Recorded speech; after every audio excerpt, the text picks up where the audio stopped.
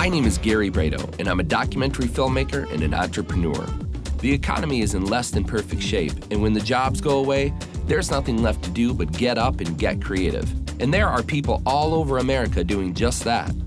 It's estimated that up to 85% of new businesses fail. So I'm going coast to coast to hear the personal stories of the people who beat the odds and started a successful business from the ground up. This is Startup.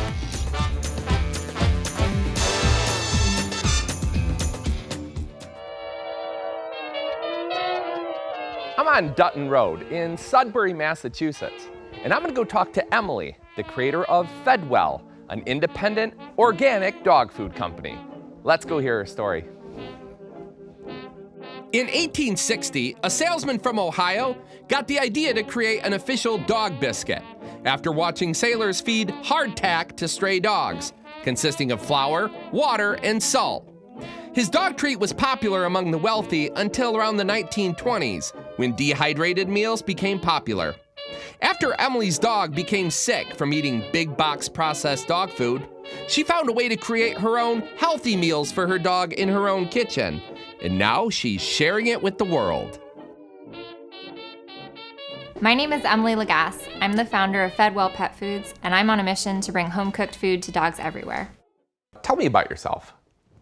Personally, a little bit about your history, background, education, that type of stuff. Well, I grew up in Boston, and I went to Ohio State for college. I majored in marketing and logistics.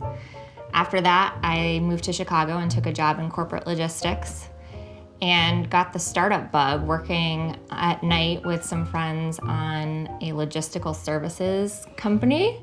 And actually through that experience, met someone who had done the Peace Corps and decided that that was something I also wanted to do. Peace Corps? Yes. Okay. So then in 2008, I joined the Peace Corps in Togo in West Africa. Wow. How long were you there total? About 2.5 years. 2.5 years. Did you come home in between at all? I did not. No breaks. How did Africa kind of affect your drive and work ethic when you got back home? I had such an amazing time there. I felt so fulfilled and I loved everything that I did there. And I made a promise to myself that I would never spend my days doing something that I didn't love again. The problem was I didn't know what that was when I first got home. And I kind of started working on other entrepreneurial projects. I started working for other startups. And at the same time, Fenway got sick. I took classes and I learned how to cook for him. And he improved so much. All of a sudden, I just got this idea well, Fenway's improved so much on this food that I've been making him. I'm sure there are other people out there with the same problem. I just found the closest specialty pet store, went in, started talking to the manager there, and I realized that it was, in fact, a really big opportunity. What have the customers been saying about Fedwell?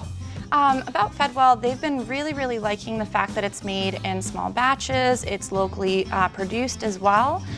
They love the fact too that it's a limited ingredient in the sense that it's also grain-free. So with this product, it kind of gives you the ability to feed home cooked, but not have to worry about how to make it complete and balanced in your own home. Who is this right here? This is Giselle. Giselle, okay. How old is she? Giselle is 8. She's 8. Well, she acts like a puppy. I know. She's very active 8-year-old. It's got to be the food, huh? It's got to be the food, exactly. So what's the story with her? How did you get to introduce her to this food and why? Giselle is a foster, an adopted dog, and we noticed pretty quickly that she was very sensitive to the food. The vet told us she was having some allergies. She started giving herself hot spots. And someone introduced me to Fedwell, and when we tried it and got her transitioned, it's the best she's been. What do you think about it, Giselle? She wants more. She does, exactly. She knows it's more over there. One of Sudbury, Massachusetts' historic landmarks, the Wayside Inn, claims to be the country's oldest operating inn, built and run by the Howe family for many generations. Okay, so you proved your concept. Then what? So after proving the concept, I had to figure out how to actually bring it to market. And that took about a year. And what I ended up on was discovering a baked process, which is how they make a lot of treats. And I went that direction because I knew that customers really wanted a convenient product. So they didn't want to have to defrost something. They didn't want to have to reconstitute it with water. And by making a baked product, it could be shelf stable for over a year. Oh, wow. Without a ton of preservatives. No preservatives at all. You obviously can't do it all in your kitchen. No, not if I'm going to bring food to There's dogs any everywhere. demand. No. Yeah. Yeah. With any demand, you're crushed. Yeah. Did you just put your feelers out for manufacturing, or how did you go about that? Manufacturing is always my biggest challenge, trying to find the right partner, because as it is right now in the market with dog food and pet food, you know, they can make so much volume for these big customers. Yeah.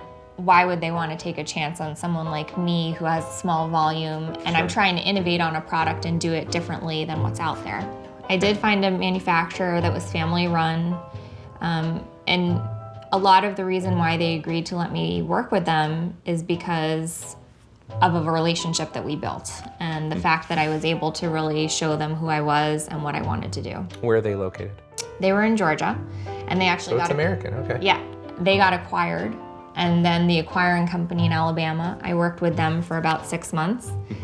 And we were just getting ready to go to production, and they told me that it wasn't going to work with us anymore. What? Bait and switch. Yeah. So You had to be crushed. Yeah, it was very heartbreaking. So then what, did you found someone eventually who did follow through? So, well, I had the initial food that I had made in Georgia. And then I found another mom and pop place in New Hampshire that was going to help me. They were purchasing a new facility. They would have the capacity for me. It was local, more local to Boston. Perfect. Yeah, New England, yeah. Seemed perfect. Yeah. Moving along just fine.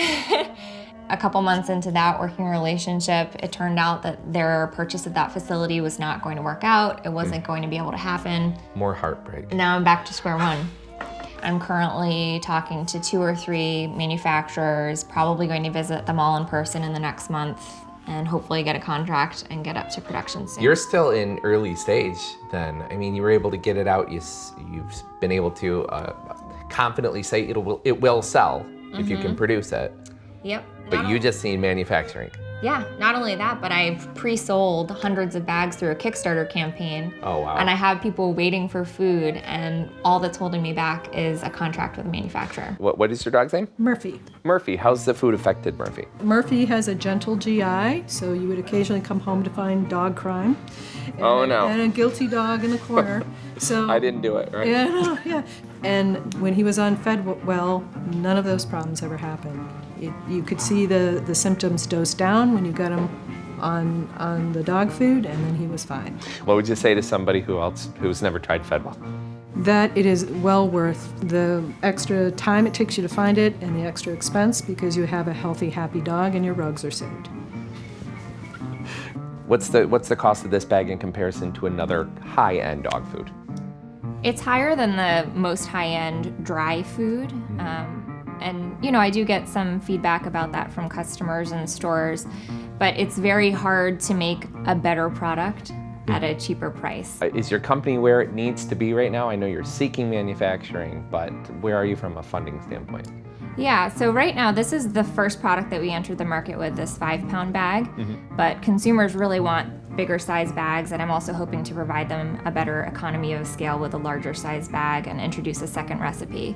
So to do that and really invest in that inventory and all of the packaging that goes along with that, I need to find money from investors. Right now I'm raising about $500,000 from angel investors and accredited investors, mostly in the Boston area. I have just about half over what I'm looking for, which is great. How are you doing it? Are you knocking on doors, sending emails? Yeah, well, I talk to everybody. I'll go to, if you invite me anywhere, a bar Right. mitzvah, a birthday party, I'm there.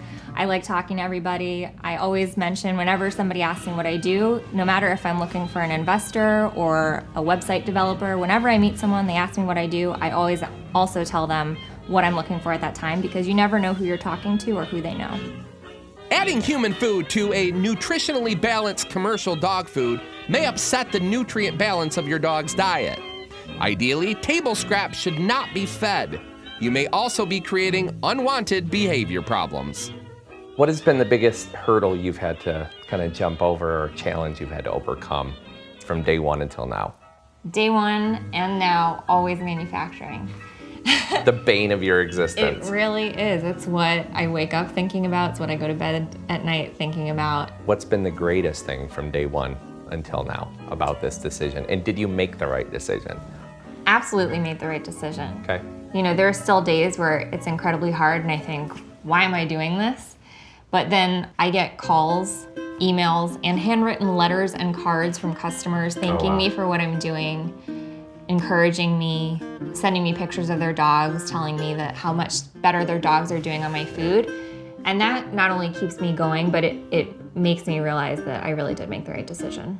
What would you say to somebody that has a, you know, whether it's a crazy dream or a realistic vision, what advice would you give to them? I would just say start. You know, I think taking action on an idea will help you build momentum. It will help you figure out what you need to change, what you need to improve. And, you know, if it turns out that it's not a great idea, you'll know and you won't have to wonder. And if it is a great idea, you can just keep moving.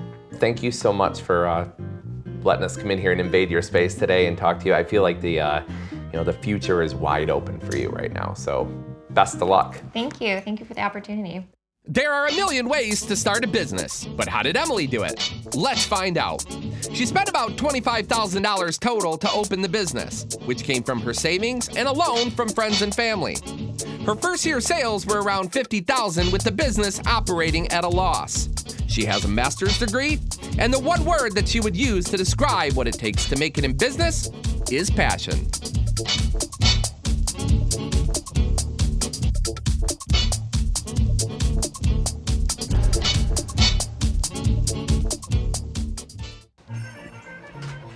Sometimes in business, it might feel like you're chasing your tail, but you need to be glad that this is more than just your pet project. And it's important to measure your progress along the way, as long as you have something substantial to base it on. And that just might be your key to success. For more information, log on to our website, click the link for Fedwell.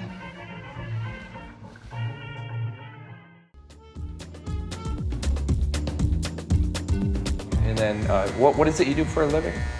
I play professional football for the Detroit Lions. Okay, this is the big question. Super Bowl is here? Yeah. Come on, please. Yeah. Please, I'm begging. It's been